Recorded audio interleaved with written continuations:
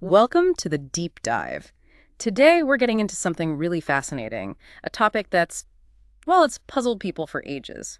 Out-of-body experiences, OBEs. Absolutely. And you, our listener, shared a source with us, a pretty hefty academic thesis that goes right into the heart of OBEs. Right. So our mission today is to sort of unpack what this thesis tells us. We'll look at how OBEs are defined, what theories are out there trying to explain them. And also touch on the psychological side, the impact these experiences can have. And we're sticking close to the research laid out in this thesis. It gives us a really solid, structured way to look at it. Okay, so before we dive into the definitions and theories, let's talk about the author of this thesis.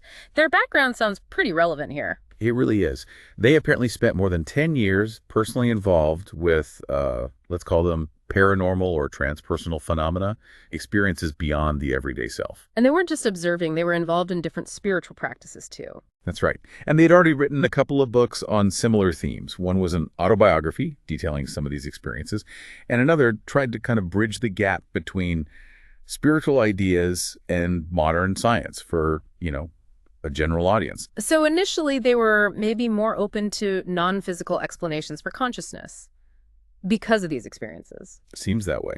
The thesis mentions they were initially quite open to non-materialistic views, partly because of their experiences and, well, the lack of really conclusive scientific evidence either way at the time. Which makes their current position really interesting. Because now, based on this thesis, their working theory is that OBEs are probably materialistic, stemming from physical processing. Exactly. That's the current working position outlined, likely originating from physical interactions within the body, not a literal consciousness leaving. But, and this is important, they also stress that the how is still very unclear. So they're keeping an open mind, even with that materialistic leaning. Definitely. The author mentions their own OBEs, seeing them in others, and still feeling uncertain about their exact nature and psychological effects. It adds a layer of personal grounding to the academic work. One thing that jumped out was this statistic that maybe up to 25%, a quarter of people worldwide, might have had an OBE. Yeah, it's a surprisingly high figure. And yet, as the author points out, the academic understanding hasn't really kept pace, has it? Not at all. And that's really the core motivation behind this thesis, this gap between how common the experience seems to be and how little we sort of formally understand it. Right. The need for clearer definitions, more research to really get a handle on consciousness itself and just the sheer range of human experience. Precisely. It sets the stage for why this kind of in-depth study is needed. Okay, so diving into the thesis proper, the first big hurdle seems to be just defining what an OBE actually is. No consensus. That's a major challenge right off the bat. The author lays out a few definitions from psychology and parapsychology, the study of psychic phenomena, people like Palmer, Irwin, Gabbard, and Twemlow. And the gist is feeling like your consciousness is outside your body. Generally, yes. That subjective sense of your awareness, yourself, being located somewhere other than your physical body. But yeah, no single universally accepted academic definition exists. And the term itself, out-of-body experience, has a history. The thesis traces it back to the early 1900s, spiritualist journals. That's right. It popped up in a spiritualist journal called Light in 1911, a letter from a Mrs. Hamilton. Hamilton, what was her take? She called her experiences bilocation, that feeling of being conscious in, well, more than one place at the same time. She saw the body as sort of linked to the spiritual, like a laboratory of the awakened spirit, as she put it. Bilocation. And she thought of these OBEs as a type of mediumship, contacting spirits. She did frame it that way, yes. But the thesis is quick to point out that this isn't the general view, not even within esoteric circles, let alone academia. OBEs aren't usually equated directly with mediumship itself. Okay. Then the term pops up again a bit later, 1918, in a book called Man is a Spirit by J.A. Hill. Right. Hill's view was more about the spirit temporarily detaching from the body, especially in, near-death situations. The near-death connection. The thesis mentions an account from Hill's book, doesn't it? An artilleryman. It does, yeah. A really vivid account. He describes being thrown by an explosion, seeing his own body below him. Connected by a silvery cord. That image comes up a lot. It does. A slender cord of a clear, silvery appearance, he said.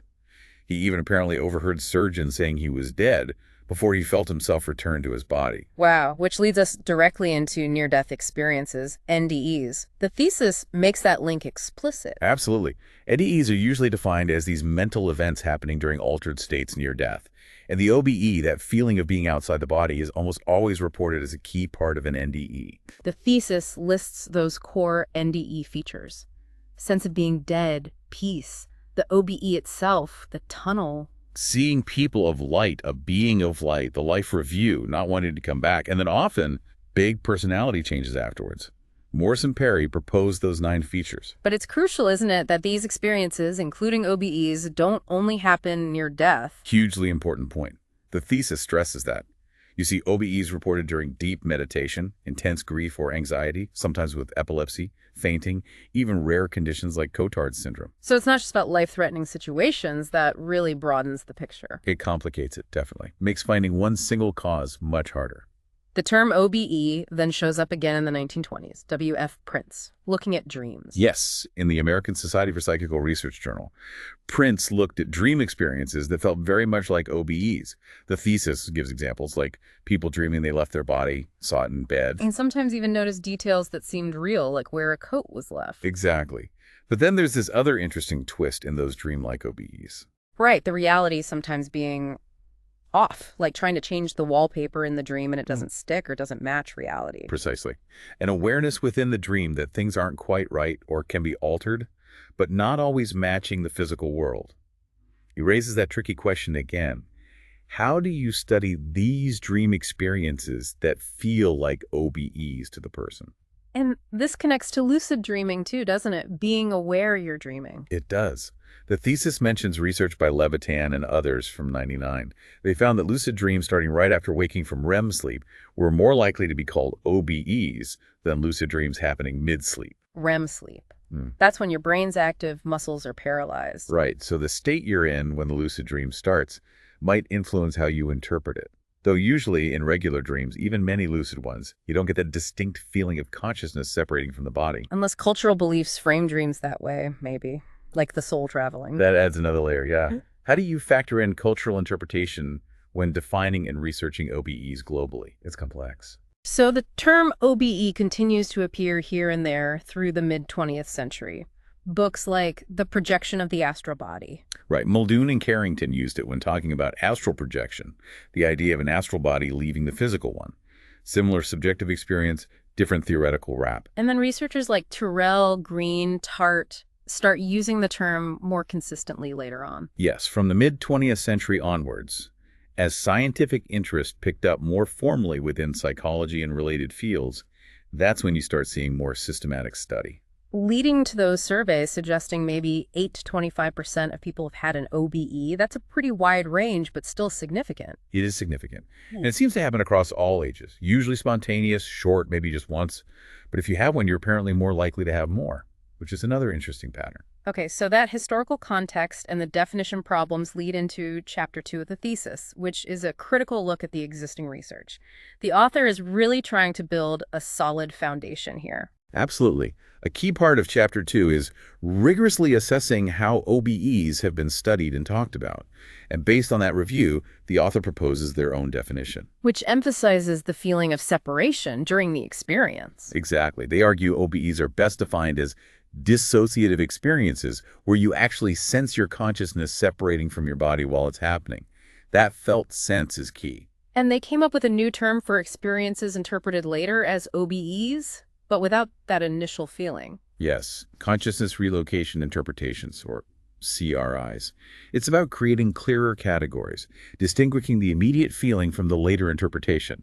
Helps clean up some ambiguity in the research. Makes sense. The review also flags the sheer variety of physiological states linked to OBEs, right? But notes a lack of research on how those starting states might affect the experience itself. That's a major gap the author points out. We know OBEs happen in all sorts of states, near death, meditation, epilepsy, fainting. But we don't really know if, say, an OBE during meditation feels different or has different features than one during fainting. There are hints physiological factors matter, but it needs more study. And a big conclusion from this review: not much current evidence supports the idea of consciousness actually leaving the body, an extracorporeal component. Based on the available scientific evidence reviewed in the thesis, yes. The author finds minimal support for consciousness operating independently outside the body during an OBE. So they suggest focusing on extracorporeal explanations might not be the most productive path for theory right now. though they do say definitively proving or disproving that was beyond this thesis' scope. Okay, so this review leads the author to pinpoint three big questions that need answers for a better theory of OBEs. What are they? Right. First, how do OBEs happen across so many different states, and what are the underlying brain mechanisms? Second, what makes one person have an OBE in a certain situation while another person doesn't? Like with seizures, why only some people report OBEs? And the third? Third, why might the same person have an OBE in a specific state one time, but not another time? What changes? These are fundamental questions. And the author's approach is to kind of bring in the newer, broader understanding of consciousness research to tackle these questions, since OBE-specific research has maybe lagged a bit. Exactly. They want to use modern insights from cognitive neuroscience, studies on altered states, and so on, to build a more current framework for OBEs. That's the big goal of Chapter 3. Chapter 2 also points out another research gap: the psychological outcomes of OBEs. Less focus on the impact, more on the what happened. That's a key imbalance identified. Lots on the nature of OBEs and NDEs, less on what happens to the person after. But the research that is there suggests some pretty significant outcomes. Like changes in how people view death, less fear of it, changes in spirituality, worldview. Relationships with others, view of themselves, even lifestyle changes. It's a wide range of potential impacts that really deserves more systematic study, especially linking specific experiences to specific outcomes. So this whole review in Chapter 2 really sets the stage for the author's own empirical work later in the thesis, the survey, and the interviews. Precisely. The author sees this critical review itself as a major contribution, clearing the ground and defining the key questions for the research in Chapters 4 and 5. Okay, let's move to Chapter 3 then. This is where the author lays out their own theory. A neuropsychological approach. What's the core idea? The core idea is reframing OBEs primarily as neurological events, triggered by certain physiological factors. Could be stress, could be drugs, could be meditation techniques. And these triggers do something specific in the brain. The theory proposes they cause significant changes in brain entropy, basically, the level of randomness or complexity in brain activity, and also a decoupling, a sort of disconnection within the default mode network, the DMN. Brain entropy. DMN decoupling. Okay. So these brain changes create a state where OBEs are more likely. But psychology still plays a role. Exactly. These neurological shifts create the fertile ground, the altered state. But psychological factors like your expectations, your focus, your beliefs can then kind of nudge things, influencing whether an OBE happens and what it feels like, possibly by indirectly affecting that brain entropy and DMN activity. So it's an interaction between the physiological trigger and the psychological context mediated by these brain network changes. That's the essence of it. The thesis goes into detail about how changes in the brain's filtering mechanisms, entropy, and DMN connectivity could provide a common neurological basis for OBEs, no matter how they're induced. And the author feels this framework might actually help explain the older theories too, like Blackmore's or Irwin's. Yes, they suggest this neuropsychological view offers a potentially deeper level for understanding the concepts in those established theories, making it a significant theoretical contribution in itself. And this theory directly shaped the survey they conducted in Chapter 4.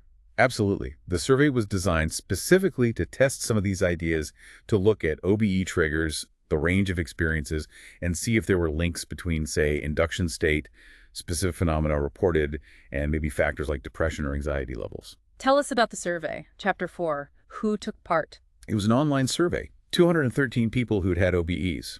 Pretty comprehensive, 136 questions. The author aimed to get a really broad snapshot of OBE phenomena all in one study, which they argue hadn't really been done quite like this before. And they expanded on how OBE features were measured, more detail on the senses involved. Right. That's another contribution. They refined an existing OBE feature list to be more specific about how things were perceived, seeing at a distance, feeling at a distance, hearing. And they added more phenomena overall, like feeling or seeing spinning sensations. Did the survey results back up the author's theory about physiological and psychological factors being linked to OBEs? Largely, yes. The findings supported the idea that the factors identified earlier, the different triggers and contexts, were indeed associated with having OBEs in this sample. And the data suggested these factors might also influence how the OBE unfolds, lending support to the theoretical model from Chapter 3. And importantly, did it confirm that OBEs can lead to those psychological outcomes we talked about and link specific experiences to outcomes? It did confirm the link to outcomes, yes. And it provided initial evidence that specific phenomena during the OBE might be tied to specific psychological changes. That's a key step forward. Any particular phenomena stand out? Well, for example, reporting the connection with metaphysical entities was linked to a whole cluster of changes. View of death, fear of death, relationship to the divine, worldview, relationships with others, view of self. Quite broad. Interesting. Any others? Yeah, a feeling of consciousness expanding was linked to changes in relationships with others. Seeing in 360 degrees was linked to changes in view of the divine and worldview. Even just feeling like you were an abnormal distance away was linked to worldview changes. And seeing unusual light. That was linked specifically to changes in view of death and reduced fear of death. And wasn't there an outcome that wasn't even on the list? Something about nature? Ah, yes. 15 people independently reported a change in their view of and relationship with nature, an unexpected finding, highlighting that we might be missing some potential impacts in standard questionnaires. But the survey, being quantitative, couldn't really say why connecting with an entity changes your view of death, for example. It shows the link, but not the mechanism. Exactly. It shows correlations, associations, but it doesn't explain the subjective process, the meaning-making involved, and it didn't specifically look at the role of dissociation itself, which the author considers core to OBEs in causing these outcomes. Which naturally leads to needing a different approach, qualitative. Precisely. The limitation points towards needing in-depth interviews to understand the how and why, which is exactly what Chapter 5 does. Chapter 5, the qualitative study. Focusing specifically on people who had OBEs using ayahuasca. Why that group? Two main reasons from the survey data. First, the ayahuasca users reported experiencing all the positive psychological outcomes the survey asked about.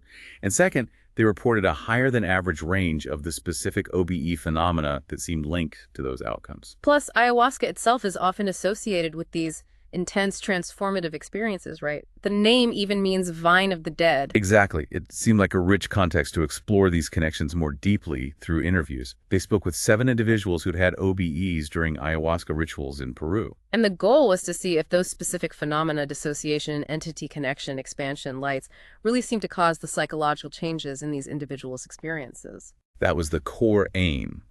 They also checked if maybe it was just the intense physiological effects of ayahuasca or other hallucinations causing the changes. But the interview suggested no, it was really tied to the specific OBE-like phenomena. So the qualitative analysis offered a deeper understanding. Much deeper. It revealed the participants' own perspectives, how they interpreted these experiences, and how that interpretation led to the lasting psychological shifts. It wasn't just the phenomenon itself, but the meaning they made of it. Did the findings perfectly mirror the survey, or were there differences in this ayahuasca group? Some interesting differences emerged. For instance, connecting with entities wasn't strongly linked to changes in worldview or self-view in this group, but it was linked to changes in relationships with others. And consciousness expansion. On its own, it wasn't directly tied to outcomes here, but it often seemed to precede a dissociation from their usual self-identity, which was linked to outcomes. What about the lights? The lights weren't directly causal either, but they often happen alongside entity encounters, suggesting maybe an indirect link, part of a larger experiential package. Dissociation from self-identity seemed key for most outcomes, while dissociation from the body was more linked to changes in fear of death and view of self. So the interviews really added nuance to the survey findings. Definitely. It showed the importance of context and individual interpretation. The author considers this qualitative analysis of the ayahuasca OBEs another significant original contribution of the thesis. And then Chapter 6 just wraps everything up. Pretty much. Reviews the findings from all chapters, discusses limitations, suggests where research could go next. Standard conclusion, but pulling together all the original work presented. So stepping back from this deep dive into the thesis, it's clear OBEs are incredibly complex. We've gone from historical definitions through these modern brain theories and into the psychological impact. Absolutely. And the author's own journey highlighted in the work is fascinating, from that initial openness to paranormal ideas to a more materialistic view now, but crucially still acknowledging how much we don't know about the mechanism. That distinction they make between the OBE itself, the feeling of separation, and the CRI, the interpretation after the fact, seems really useful too. It does. It helps clarify what we're actually talking about. Yeah. And the findings on the links between specific phenomena like entity encounters or unusual lights and these profound psychological changes. Yeah. That's really compelling stuff. Especially in that ayahuasca context, it really points towards needing more research there. For sure. The potential links between the content of the experience and the lasting impact seem undeniable based on this work. So we'll leave you, our listener, with this thought. Given how common OBEs might be and their potential to really change people's lives and perspectives, what are the big questions we still need to ask? Where should future research focus to really shed light on this amazing and still pretty mysterious part of being human? Something to think about.